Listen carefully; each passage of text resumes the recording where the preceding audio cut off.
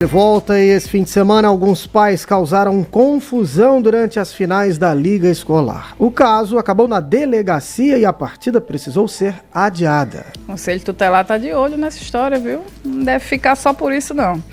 A gente pensa aí, né, e faz a gente pensar o que leva os pais a esse tipo de comportamento, gente. Fica sem entender.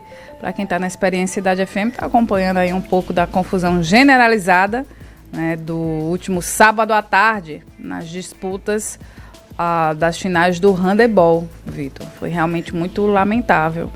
E começaram os pais, depois, né, os adolescentes, os filhos entraram também. Foi horrível. Patriota Júnior está de volta e tem as informações pra gente, Patriota. Verdade, gente. Um momento que deveria ser exclusivo apenas para a diversão, para o lazer daqueles jovens, acabou virando caso de polícia.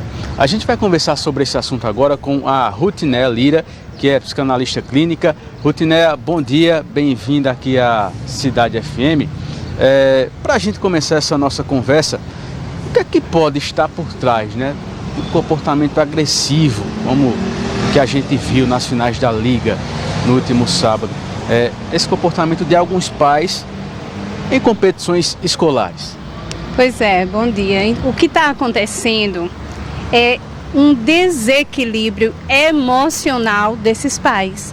Nós sabemos que todas as pessoas têm demandas das mais diversas, mas os pais, eles têm que ter uma consciência de que eles são um espelho para os filhos e que eles precisam estar bem emocionalmente, trabalhar suas demandas, para que eles possam ser um exemplo de fato para os filhos, até porque filho aprende por exemplo. A gente não aprende quando a gente é criança, os pais dizendo faça isso, isso e isso. Ok, eu aprendo, mas muito mais pelo exemplo. Então, se eu tenho pais desequilibrados, emocionalmente falando, eu vou ter, consequentemente, filhos, né, perturbados.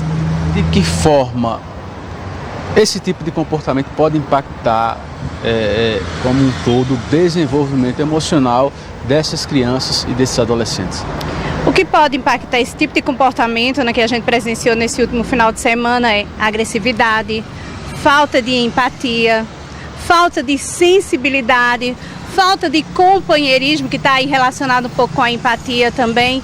Porque é como eu falei, se eu aprendo pelo exemplo e os meus pais são agressivos, o que é que eu vou aplicar na minha vida?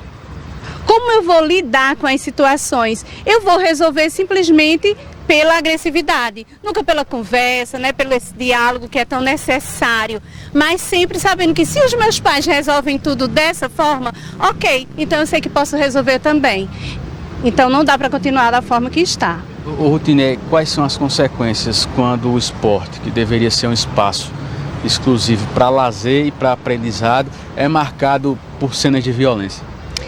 Quando esse esporte é marcado por cenas de violência, meu querido, o que acontece é marcas na vida desses jovens. E aí a gente está falando de crianças e adolescentes. E nós somos frutos da nossa infância, claro que carregando várias coisas. Aí vem a adolescência e quando a gente chega na vida adulta, a gente vai expressar tudo aquilo que um dia a gente vivenciou nesse construir dessa história.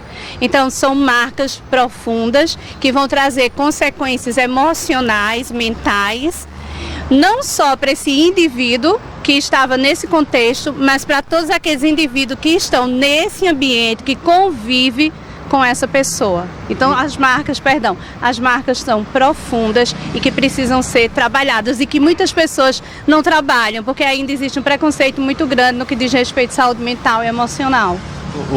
Rutinéia, também de que forma o diálogo e o exemplo dos adultos podem ajudar os adolescentes a lidar melhor, né, com essas frustrações e derrotas que naturalmente o esporte traz, né? A vida traz. A vida não é feita só de momentos positivos, mas os momentos mais positivos, na verdade, são aqueles que são negativos para a gente, porque são esses que não levam à reflexão e faz a gente crescer como indivíduo. Então, como trabalhar isso? Como saber que a vida tem frustração? Quem vai me orientar se eu estou chegando nesse ambiente agora que se prepara para me receber, que é o lar? Os pais. E se esses pais estão pecando ao não fazer isso, como eu vou aprender? A vida lá fora não é suficiente para ensinar. Perfeito, obrigado pela participação aqui com a gente, Rutiné Lira, psicanalista clínica. Foram cenas realmente lamentáveis que a gente espera não voltar a ver nas futuras edições aí e em outras competições escolares que acontecem aqui na cidade, né? Eu volto com vocês. Obrigada, Patriota. E a gente tem certeza, né, que os envolvidos não estão nada orgulhosos de terem protagonizado essa cena no sábado à tarde, né? Realmente foi lamentável, muito feio, né? Mau exemplo. Né? Mau exemplo. Os filhos, né, naturalmente vendo aquilo, vão para cima para defender. Os pais querem defender os filhos querem defender os pais. A gente viu que tem idosos no meio, eles estavam numa arquibancada, Vitor. Então, você pode empurrar alguém, bater, né, cair, bater a cabeça, a coluna, né, e uma coisa de jogo, né, trazer consequências para o resto da vida, porque a cabeça estava quente, enfim. Né. O que a gente fala sempre muito é que uma briga só existe se os dois lados foram partir para isso. Mas estava mexendo com meu filho. Sai de perto, olha. Não é questão de coragem, de covardia, é de inteligência emocional. Você tem gente que está saindo de casa, não está num bom dia e está saindo, como a gente diz na gíria, caçar treta. Está indo atrás de confusão. A mesma coisa é em festa, em jogo de futebol. É um cara que não está legal e aquele dia está propício a dar problema para ele. Então, quando você cruza com esse tipo de pessoa na vida, sai de perto, né? Evita, sai de perto, vai para longe. Foi para perto de você, continuou enchendo a paciência, procura a coordenação do evento, né? Se for numa festa, procura um segurança. Sabe o que acontece muito em festa, Vitor? É homem que bebe, aí cisma que tem outro cara olhando para a mulher dele. Ele cisma. Passa a noite todinha com essa paranoia. Então você não tem muito o que fazer, avisa o segurança, aquele cara ali tá procurando problema, porque os caras ficam atentos, quando o cara for para cima já bota para fora da festa e acabou. A gente precisa ter essa inteligência emocional. A mesma coisa é briga no trânsito, a gente não conhece ninguém, o outro pode ser uma pessoa ruim, pode estar armado, né, pode estar com uma faca, um revólver, enfim. A gente precisa ter essa inteligência, e principalmente quando a gente está perto das nossas crianças, dos nossos filhos, porque somos exemplos, somos espelhos. Se a gente tem esse tipo de conduta, é muito provável que quem a gente educa, quem está embaixo das nossas asas, também tem, ou crie uma aversão e uma vergonha, né, absurda que vai te afastar dele. É verdade. É preciso também que as pessoas entendam o que leva elas a esse tipo de comportamento do outro lado, né? O que te faz estar num jogo, né, da liga escolar, perder a razão, entre jovens ali, adolescentes, aquilo ali tem valor muito mais educacional, diversão, civilizatório, né? E aí você faz exatamente o oposto. O que te leva a fazer isso?